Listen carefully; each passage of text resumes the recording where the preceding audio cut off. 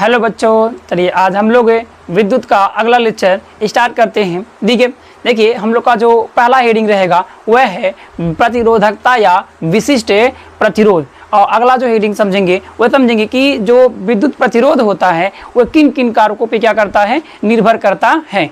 ठीक है, तो आइए सबसे पहले हम लोग देखते हैं कि यह प्रतिरोधकता या विशिष्ट प्रतिरोध क्या होता है। देखिए इसको यहाँ पे रो से प्रदर्शित करते हैं। जो विशिष्ट प्रतिरोध या प्रतिरोधकता होता है उसको रो ऐसे पी बना के हल्का से क्या कर देते हैं, घुमा देते हैं, वही क्या होता है, विशिष्ट प्रतिरोध होता है। उसका नाम क्या होता है, रो। इसको क्या पढ़ते हैं, रो।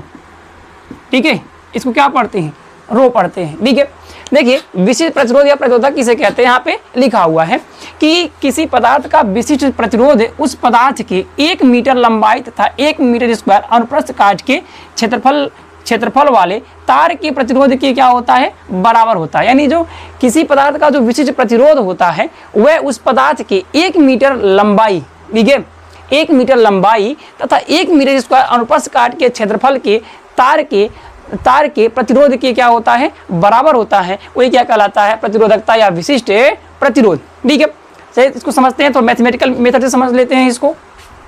ठीक है, देखिए हम लोग जानते हैं कि जो किसी भी पदार्थ का जो प्रतिरोध होता है, किसी भी पदार्थ का जो प्रतिरोध होता है वह उसकी लंबाई के अनुक्रमानुपाती होता है तथा उसके अनुप्रस्थ काट के क्षेत्रफल के क्या होता है, व्युत्क्रमानुपाती होता है। ठीक है, या इसको लिख सकते हैं आर अनुक्रमानुपाती यल बटे यहाँ पे क्या ए, यह लिख सकते हैं। जैसे ही ये अनुक्रमानुपाती का चिन्ह हटता है तो ये बराबर लाता और बराबर अपने साथ क्या लेके आता है, नियतांक लेके आता है। तो आर बराबर और जो यहाँ पे नियतांक आएगा यहाँ क्या आएगा, रो। ठीक है, यल बटे क्या यहाँ पे हो जाएगा ए। अगर यहाँ पे रो का मान निकालें, ये रो यहाँ पे आर का गुणा यहाँ पे ए में हो जाएगा, यानी रो बराबर आर ए बटे यहाँ पे क्या हो जाएगा, यल। और हाई जो आपका यहाँ पे ये रो आया है ये कहलाता है आपका विशिष्ट प्रतिरोध, विशिष्ट प्रतिरोध। और यहाँ पे जो आर है वो तो प्रतिरोध है सिर्फ, और यल क्या यहाँ पे है, लंबाई है। यल यहाँ पे क्या है, लंबाई। और ए यहाँ पे क्या है, क्षेत्रफल है, क्षेत्रफल। और आर क्या यहाँ पे है, प्रतिरोध है। ये सिर्फ क्या यहाँ पे है, प्रतिरोध। और जो रो है यहाँ पे क्या कहलाता है, विशिष्ट प्रतिरोध। देखिए यहाँ पे फिर परिभाषा फिर से देखते हैं। किसी पदार्थ का जो विशिष्ट प्रतिरोध यानी जो रो है वह उस पदार्थ के 1 मीटर लंबाई, यानी यहाँ पे जो लंबाई हो उसका मान कितना रखेंगे, यल बराबर कितना, 1 मीटर लंबाई तथा 1 मीटर स्क्वायर अनुप्रस्थ काट के क्षेत्रफल, यानी ए का मान कितना रखना है, 1 मीटर स्क्वायर। कह रहा है कि क्षेत्रफल वाले तार के प्रतिरोध के क्या होता है, बराबर होता है। यानी जो रो होगा वो कैपिटल आर की क्या होगा, बराबर होगा। यदि उसकी लंबाई 1 मीटर रहे और उसका क्षेत्रफल कितना रहे, 1 मीटर स्क्वायर रहे। ठीक है, तो प्रतिरोध की क्या होगा, बराबर। यहाँ पे चेक कर लेते हैं, रो आर का मान नहीं, आर ए का मान कितना बोला है, 1 मीटर स्क्वायर। यल का मान कितना, 1। यहाँ पे रो बराबर क्या आ जाएगा, आर। वो यही कह रहा है, परिभाषा आपका यही कह रहा है कि यदि किसी पदार्थ का जो विशिष्ट प्रतिरोध है उस पदार्थ की 1 मीटर लंबाई, यानी उसकी लंबाई अगर 1 मीटर रखते हैं और उसका क्षेत्रफल अगर 1 मीटर स्क्वायर रखते हैं, ठीक है, तो उसका जो विशिष्ट प्रतिरोध होगा वो तार की प्रतिरोध की क्या होगा, बराबर होगा। ठीक है, यही कह रहा है।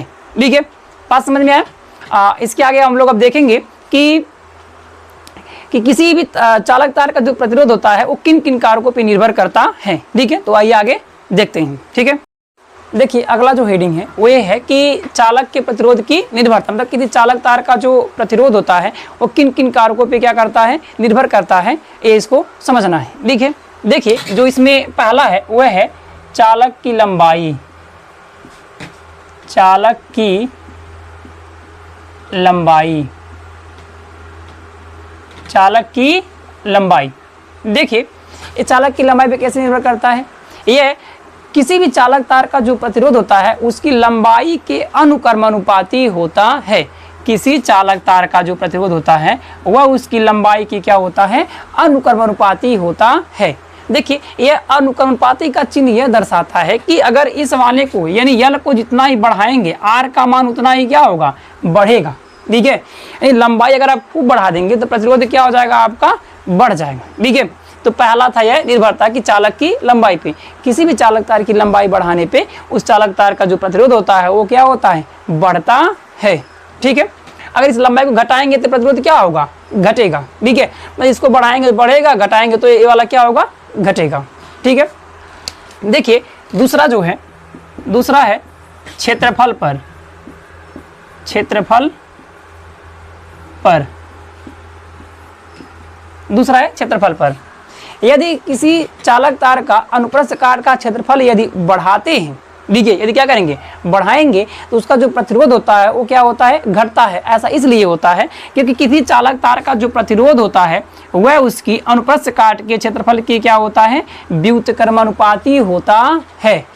व्युत्क्रम मतलब यह बटे में होगा। ठीक है, यह था अनुक्रमानुपाती और यहाँ पे क्या होगा, व्युत्क्रमानुपाती। मतलब अगर यहाँ पे एक को यदि हम बढ़ाएंगे तो इसका जो मान होगा वो क्या होगा, कम होगा। ठीक है, लेकिन अगर ए को घटाते हैं तो इसका मान क्या होगा, बढ़ेगा। ठीक है, क्षेत्रफल जितना ही अधिक करेंगे प्रतिरोध का मान उतना ही क्या आएगा, कम आएगा, और वो सिर्फ अनुप्रस्थ काट के क्षेत्रफल। ठीक है, लेकिन इस ए के मान को अगर कम करेंगे तो आर का मान क्या होगा, बढ़ जाएगा। ठीक है, यह था दूसरा निर्भरता। और तीसरा आपका होता है कि चालक तार के ताप पर, यदि यहाँ पे लिख देते हैं ताप पर, ताप पर यदि चालक तार का यदि ताप अगर बढ़ाते हैं तो उसका जो प्रतिरोध होता है वो भी क्या होता है, बढ़ता है। ऐसा इसलिए होता है क्योंकि किसी भी चालक तार का जो प्रतिरोध होता है उसके ताप के अनुक्रमानुपाती होता है। किसी चालक तार का जो प्रतिरोध होता है वह उसके ताप के क्या होता है, अनुक्रमानुपाती होता है। ठीक है, किसी भी चालक तार का जो प्रतिरोध है वो उसकी ताप के क्या होता है, अनुक्रमानुपाती होता है। ये टी मीन्स क्या, यहाँ पे टेम्परेचर।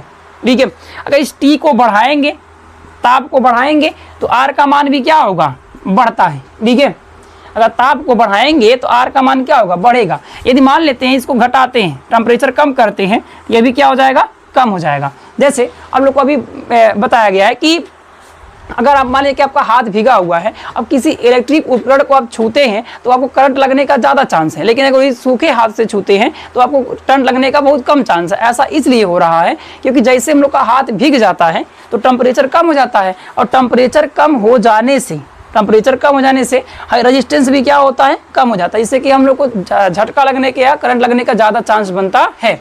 लेकिन जिस समय हम लोग का ये जो हाथ होता है या शरीर होता है वो सूखा हुआ, जब सूखा तो टेम्परेचर क्या रहेगा, थोड़ा अधिक रहेगा बाहरी टेम्परेचर। ठीक है, और जब थोड़ा टेम्परेचर अधिक रहेगा तो यहाँ पर रेजिस्टेंस भी क्या होगा, अधिक रहेगा, जिससे वो करंट लगना थोड़ा कम चांस बनता है। ठीक है, अब ऐसा मत कीजिएगा कि यहाँ जाके इलेक्ट्रिक डिवाइस जो भी तार है उसी को पकड़ने की, सूखा है तो नहीं लगेगा, मारेगा तो आ जाएंगे। ठीक है, तो ऐसा काम नहीं करना है। ठीक है, देखिए अगला जो है वो चौथा नंबर पे है। चौथा नंबर पे कि चालक तार के पदार्थ पर, चालक तार के पदार्थ पर, ये चौथा है।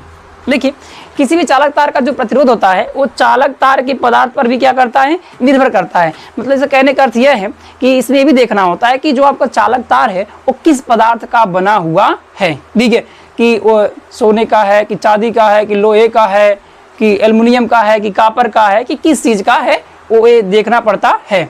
देखिए सबसे जो कम प्रतिरोधकता देखा गया है वह चांदी का देखा गया है। सबसे जो अच्छा, जो सबसे महंगा भी, तो देखिए सबसे महंगा भी है। ठीक है, इस तार में जो चालक तार भी सबसे अधिक हो, अगर चालक धारा का प्रवाह करने वाला था सुटेबल हो, ठीक है, तो कौन है, चांदी है। ठीक है, इसके बाद आता है कॉपर, एल्युमिनियम, ये सारी चीज़ें क्या होती हैं, आती हैं। तो ये भी निर्भर करता है कि आपको जो चालक तार है वो किस पदार्थ का बना हुआ है। ठीक है, बात समझ आया कि नहीं। तो सबसे कम प्रतिरोध किसका होता है, चांदी का होता है। किसका होता है, चांदी का होता है। ठीक है, देखिए अब यहीं पे वीडियो समाप्त हो रहा है। इसके अगली वीडियो में हम लोग देखेंगे कि जो प्रतिरोधों का जो संयोजन है वो कितने प्रकार से होता है और कैसे होता है, इसको समझेंगे। ठीक है।